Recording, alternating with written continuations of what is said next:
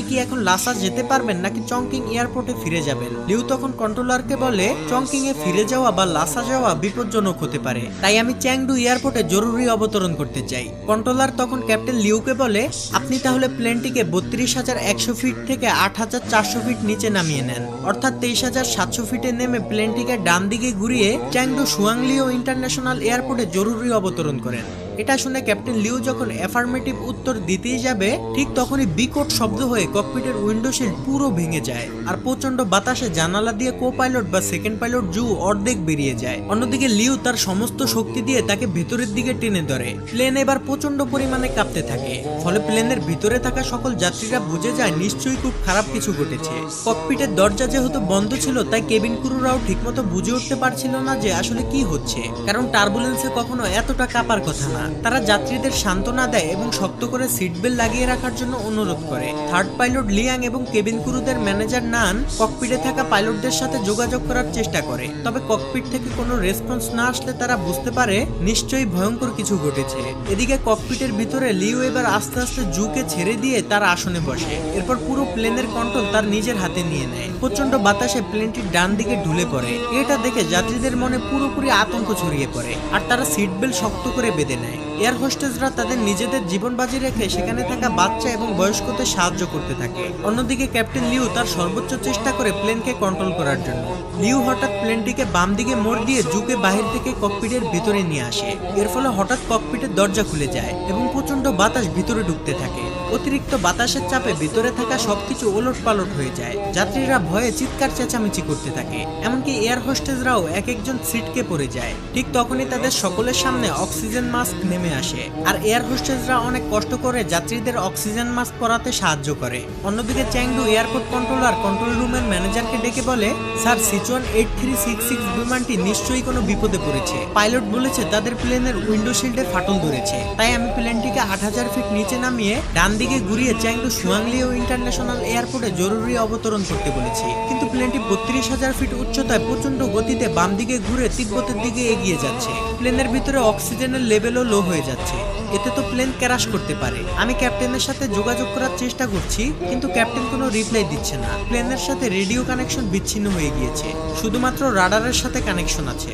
এটা দেখে কন্ট্রোল রুমের ম্যানেজার সাথে সাথে আশেপাশে সকল এয়ারপোর্টে ইনফরমেশন পাঠিয়ে দেয় এবং মুহূর্তের মধ্যেই সকল এয়ারপোর্টের ফ্লাইট বাতিল করে দেওয়া হয়। প্রতিটি প্লেনের শিডিউল পরিবর্তন করা হয়, টেক অফ করা সকল প্লেনকে হোল্ড করে দেওয়া হয়, এমনকি আকাশে উড়ন্ত সকল প্লেনের রোড চেঞ্জ করে দেওয়া হয়। ইমার্জেন্সি ল্যান্ডিং এর জন্য চ্যাংডু সুয়াংলিও ইন্টারন্যাশনাল এয়ারপোর্টের রানওয়ে খালি করে দেওয়া হয়। সেই সাথে police, fire service, medical team এবং এয়ার ট্রাফিক কন্ট্রোল সহ সকল বাহিনীকে রানওয়ের কাছে অবস্থান নিতে বলা হয়, যাতে যে কোনো খারাপ সিচুয়েশনের মোকাবেলা করতে পারে। এমনকি চায়নার এয়ারফোর্স থেকে প্লেনটিকে সাহায্য করার জন্য 4টি ফাইটার জেট পাঠানো হয় এবং আকাশে অন্যান্য যে সকল প্লেনগুলো রয়েছে সেগুলো থেকে সিচুয়ান 8633 এর সাথে যোগাযোগের চেষ্টা করা হয়, কিন্তু প্লেনটি থেকে কোনো ধরনের রেসপন্স আসে না। যাই হোক, অন্যদিকে ককপিটের দরজা খুলে যাওয়ায় থার্ড ক্যাপ্টেন লিয়াং কোনো মতে ভিতরে প্রবেশ করে ককপিটের দরজা বন্ধ করে দেয়, ফলে প্লেনের ভিতরে বাতাসের চাপ কমে যায়, কিন্তু প্লেন প্রচন্ড ঝাঁকাঝাঁকি করতে থাকে।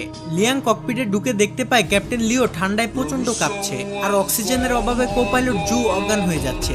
লিয়াং তখন ককপিটে থাকা অক্সিজেন মাস্ক বের করে ক্যাপ্টেনদের পরিয়ে দেয় এবং সে নিজেও পরে নেয়। এরপর লিয়াং কন্ট্রোল রুমের সাথে যোগাযোগ করার চেষ্টা করে, কিন্তু সে বুঝে যায় রেডিও কানেকশন বিচ্ছিন্ন হয়ে গিয়েছে। লিয়াং কোনো মতে প্লেনটিকে নিচে নামানোর চেষ্টা করে, কিন্তু তাদের ভাগ্য এতটাই খারাপ ছিল যে তারা যদি প্লেনটিকে নিচে নামায় তাহলে প্লেন ক্র্যাশ হওয়ার সম্ভাবনা রয়েছে, কারণ তাদের প্লেন তখন তিব্বতের উপর দিয়ে যাচ্ছিল। আর আমরা সকলেই জানি তিব্বতে মাউন্ট এভারেস্ট সহ ছোট বড় অনেক হিমালয় রয়েছে, যেখানে কোনো প্লেনকে সর্বোচ্চ 32 থেকে 34,000 ফিট উপর দিয়ে ফ্লাই করতে হয়। এদিকে প্লেনের ভিতরে অক্সিজেন ফুরিয়ে যেতে থাকে, তাই পর্যাপ্ত অক্সিজেন পেতে হলে প্লেনটিকে আরো 3,000 ফিট নিচে নামাতে হবে, কিন্তু হিমালয়ের জন্য সেটা সম্ভব ছিল না। এছাড়া সামনে বিশাল ঝড়ের কারণে কিছুই দেখা যাবে না। এটা যেন ক্যাপ্টেনদের কাছে সুইসাইড করার মতো। একদিকে অক্সিজেনের ঘাটতি, অন্যদিকে প্লেন ক্র্যাশের ভয়, তার উপরে আবার আকাশকে ডেকে রাখা ভয়ানক ঝড়। অন্যদিকে কেবিন ক্রুদের ম্যানেজার নান সকলকে জানিয়ে দেয় তারা ককপিটের প্রেসার হারিয়ে ফেলেছে, তাই সকলকে শক্ত করে সিট বেল্ট পরে থাকার জন্য অনুরোধ করে।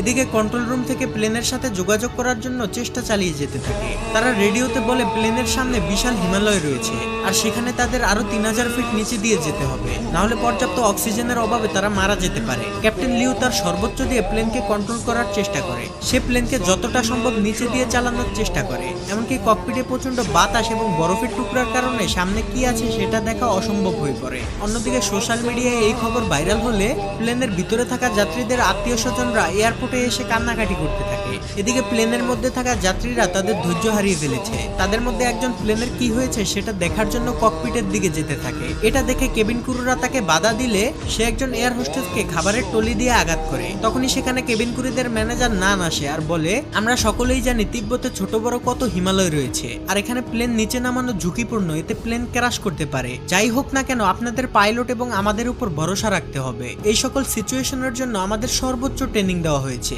তাই আপনারা যদি এভাবে বিশৃঙ্খল করেন তাহলে আপনারা নিজেদের মৃত্যু নিজেরাই ডেকে আনবেন। নানের কথা শুনে যাত্রীরা কিছুটা শান্ত হলেও তারা প্রচন্ড ভয় পেতে থাকে। এদিকে ককপিটের মধ্যে লিয়াং যতটা সম্ভব লিউকে গরম রাখার চেষ্টা করে, আর লিউ জ্বরের মধ্যে দিয়ে সর্বোচ্চ চেষ্টা করে প্লেনটিকে সামনের দিকে এগিয়ে নিয়ে যেতে থাকে। অন্যদিকে লিউর স্ত্রী তাদের মেয়ের জন্মদিন পালনের জন্য খাবার তৈরি করছিল। তখনই তাকে কেউ একজন ফোন করে লিউর বিপদের কথা জানায়। ফলে সে আতঙ্কিত না হয়ে তার মেয়েকে সান্ত্বনা দিতে থাকে, কারণ তার অগাধ বিশ্বাস তার স্বামী প্লেনটিকে সঠিকভাবে ল্যান্ড করাতে পারবে। এদিকে লিউ প্লেনের ভিতরে আস্তে আস্তে অজ্ঞান হয়ে যেতে থাকে। সে তার চোখের সামনে দেখে তার স্ত্রী আর মেয়েকে নিয়ে সে একসাথে জন্মদিনের কেক কাটছে, কিন্তু তখনই লিয়াং লিউকে জাগিয়ে দেয়। এরপর লিউ দক্ষতার সাথে ওই কালো মেঘের মধ্যে দিয়ে প্লেন চালিয়ে নিয়ে যেতে থাকে। কন্ট্রোল রুমে থাকা সবাই রাডারে দেখতে পায় প্লেনটি ঝড়ের মধ্যে সব থেকে বিপজ্জনক জায়গা দিয়ে যাচ্ছে, যেখান থেকে বেঁচে ফিরা প্রায় অসম্ভব। তারা সকলে যেন নিস্তেজ হয়ে একটি সিনেমা দেখছে। কন্ট্রোল রুমের ম্যানেজার বলে, এখন সবকিছুই পাইলটের হাতে, এমনকি বাইরে যাত্রীদের আত্মীয় স্বজনরাও তাদের জন্য দোয়া করছে। এদিকে প্লেনের ভিতরের পরিস্থিতি আরো খারাপ হয়ে যায়। প্রচন্ড ঝাঁকুনির কারণে প্লেনে থাকা যাত্রীদের ব্যাগগুলো তাদের গায়ের উপরে পড়তে থাকে। ঠিক তখনই প্লেনটি হঠাৎ রাডার থেকে অদৃশ্য হয়ে যায়। এটা দেখে কন্ট্রোল রুমের সবাই হতভম্ব হয়ে যায়। সবাই মনে করে প্লেনটি হয়তো ক্র্যাশ করেছে। সবাই প্রচন্ড ভেঙে পড়ে। কন্ট্রোল রুম থেকে তাদের সাথে যোগাযোগ করার জন্য সর্বোচ্চ চেষ্টা করে, কিন্তু এতে কোনো লাভ হয় না। তারা সকলেই বুঝে যায় প্লেনের ভিতরে হয়তো আর কেউই বেঁচে নেই। কিন্তু না, অলৌকিকভাবে যাত্রীরা তখনও জীবিত ছিল এবং প্লেনটিও চলছিল। ঝড়ের ভিতরে কিছু না দেখতে পেয়ে লিউ মনে করে প্লেন হয়তো পাহাড়ের সাথে ধাক্কা খাবে, তাই সে লিভার টেনে প্লেনটিকে আরো উঁচুতে নিয়ে যায়। এতে প্লেনের ভিতরের ঝাঁকুনি বেড়ে পরিস্থিতি আরো খারাপের দিকে যেতে থাকে। লিউর মাথায় তখন একটা জিনিসই ঘুরছিল যে প্লেনের মধ্যে থাকা 19 জন যাত্রী এবং সে সহ 9 জন ক্রু মেম্বারের জীবন এখন তার হাতে, অর্থাৎ 128 জন মানুষের প্রাণ হাতে নিয়ে লিউ তার সম্পূর্ণ অভিজ্ঞতা দিয়ে প্লেনটিকে কন্ট্রোল করতে থাকে। মৃত্যুকে কাছ থেকে দেখা যাত্রীগুলো এখন তাদের মনের কথা বলতে শুরু করে। অনেকে এই জীবনের শেষ ভিডিও বানায় তাদের প্রিয়জনদের জন্য, আর কিছুক্ষণের মধ্যেই প্লেনটি ঝড় থেকে বের হয়ে আসে।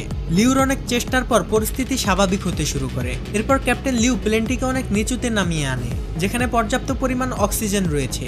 এরপর সকল পাইলটরা ভালোভাবে দেখার জন্য অক্সিজেন মাস্কটি খুলে ফেলে। ঠিক তখনই চ্যাংডু এয়ার কন্ট্রোল সেন্টারের রাডার প্লেনটিকে আবার ডিটেক্ট করে ফেলে। এটা দেখে কন্ট্রোল রুমে থাকা সবাই খুশি হয়ে যায়। তারা যেন বুক ফুলিয়ে শান্তির নিঃশ্বাস নেয়। এমনকি কন্ট্রোল রুমের সাথে প্লেনের রেডিও কানেকশনও ঠিক হয়ে যায়। এমন ভয়ঙ্কর অবস্থা থেকে ফিরে আসা কন্ট্রোল রুমের কেউই যেন কল্পনা করেনি। যাই হোক, রেডিও কানেকশন ঠিক হওয়াতে ক্যাপ্টেন লিউ আবারও কন্ট্রোল রুমের সাথে যোগাযোগ করতে সক্ষম হয়, কিন্তু উইন্ডো শিল্ড ভাঙা থাকার কারণে প্রচন্ড বাতাসে পাইলটদের কথা কন্ট্রোলাররা বুঝতে পারে না। কিন্তু কন্ট্রোল রুমের কথা যেহেতু তারা শুনছিল, তাই কন্ট্রোল রুম থেকে তাদেরকে ইমার্জেন্সি ল্যান্ডিং করতে বলে। সাথে সাথে ক্যাপ্টেন লিউ ল্যান্ডিং গিয়ার চালু করে দেয়। আর এই সিগন্যাল পেয়ে কেবিন ক্রুদের ম্যানেজার নান যাত্রীদেরকে ইমার্জেন্সি ক্র্যাশ ল্যান্ডিং এর জন্য প্রস্তুতি নিতে বলে। অন্যদিকে প্লেন প্রচন্ড গতিতে রানওয়ের দিকে যেতে থাকে, আর এই টান টান উত্তেজনাপূর্ণ ফুটেজ ধারণ করে চ্যাংডুর গণমাধ্যম কর্মীরা। এদিকে প্লেনের ভিতরে যাত্রীরা ইমার্জেন্সি ল্যান্ডিং এর জন্য প্রস্তুতি নিয়ে নেয়। তারা মনে মনে দোয়া প্রার্থনা করতে থাকে। অন্যদিকে fire service, medical team, air traffic control সহ সবাই প্রস্তুত হয়ে যায়। ক্যাপ্টেন লিউ তার কোপাইলট জু আর লিয়াংকে নিয়ে কোনো ধরনের ঝামেলা ছাড়াই মাটি স্পর্শ করে। কিন্তু বিপদ তখনও কাটেনি, কারণ চ্যাংডু এয়ারপোর্টের রানওয়ে ছিল খুবই ছোট আর প্লেনের গতি ছিল অনেক বেশি। ক্যাপ্টেন লিউ ইঞ্জিনের থ্রাস্ট কমানোর জন্য লিভার টান দিলে দেখে ইঞ্জিন স্লো করার লিভারটি লক হয়ে গিয়েছে। তাই প্লেন প্রচন্ড গতি নিয়ে সামনের দিকে এগিয়ে যেতে থাকে। এটা দেখে সেকেন্ড পাইলট জু লেগ ব্রেক দিয়ে প্লেনটিকে থামানোর চেষ্টা করে, কিন্তু অতিরিক্ত ব্রেকের প্রেসারে প্লেনের একটি চাকা ফেটে যায়। এটা দেখে কন্ট্রোল রুমের সবাই ভয় পেয়ে যায়। জু তার সর্বোচ্চ শক্তি দিয়ে লেগ ব্রেক চেপে ধরে, কিন্তু এতে খুব বেশি একটা কাজ হচ্ছিল না। এদিকে রানওয়ে প্রায় শেষ হতে চলেছে, তাই ক্যাপ্টেন লিউ, জু আর লিয়াং মিলে তাদের সর্বোচ্চ শক্তি দিয়ে ইঞ্জিন স্লো করার লিভারটি টেনে ধরে। এরপর তারা বহু কষ্টে রানওয়ের একদম শেষ মাথায় গিয়ে প্লেনটিকে থামাতে সক্ষম হয়। এটা দেখে কন্ট্রোল রুমের সবাই খুশি হয়ে যায়। এমন অসম্ভবকে সম্ভব হতে দেখে তাদের চোখে পানি চলে আসে, আর গণমাধ্যম কর্মীরা তো খুশিতে লাফাতে থাকে। এদিকে মৃত্যুর মুখ থেকে ফিরে আসা যাত্রীরা তো খুশিতে কেঁদে ফেলে। তারা চিৎকার করে এই আনন্দ একজন অন্যজনের সাথে ভাগাভাগি করে নেয়। এরপর ক্যাপ্টেন লিউ মাইক নিয়ে সকল যাত্রীদের উদ্দেশ্যে ক্ষমা চায় এবং খুব হৃদয় বিতারক কিছু কথা বলে, যা শুনে যাত্রীরা সহ কেবিন ক্রুদের চোখে পানি চলে আসে। সেখানে মেডিকেল টিম সহ সকল বাহিনীরা চলে আসলে প্লেনের গেট খুলে দেওয়া হয়। এরপর যাত্রীরা এক এক করে বাইরে আসতে থাকে। কেবিন ক্রুরাও এমন ভয়ঙ্কর সিচুয়েশনের জন্য যাত্রীদের কাছে ক্ষমা চায়। যাত্রীরাও তাদের ভুলের জন্য কেবিন ক্রুদের কাছে মাপ চায়। এরপর যাত্রীরা প্রচন্ড আনন্দ নিয়ে নিচে নামতে থাকে। কেবিন ক্রুদের মধ্যে 3 জন বেশি অসুস্থ হয়ে যাওয়ায় তাদের অ্যাম্বুলেন্সে করে নিয়ে যাওয়া হয়। অন্যদিকে ককপিটের মধ্যে ক্যাপ্টেন লিউ, জু আর লিয়াং নিজেদের সাহসিকতার সেলিব্রেশন করে। এরপর তারাও প্লেন থেকে বের হওয়ার প্রস্তুতি নেয়, কিন্তু ক্যাপ্টেন লিউ প্লেনের ভিতরের পরিস্থিতি দেখতে যায়। এদিকে যাত্রীরা নিচে নেমে তাদের জীবন বাঁচানোর জন্য ক্যাপ্টেন লিউকে ধন্যবাদ জানাতে চায়। তখন কেবিন ক্রুদের ম্যানেজার নান প্লেনের ভিতরে এসে দেখে ক্যাপ্টেন চুপ করে দাঁড়িয়ে আছে। সে ক্যাপ্টেনের কাছে গেলে ক্যাপ্টেন তার সাহসিকতার জন্য তাকেও ধন্যবাদ জানায়।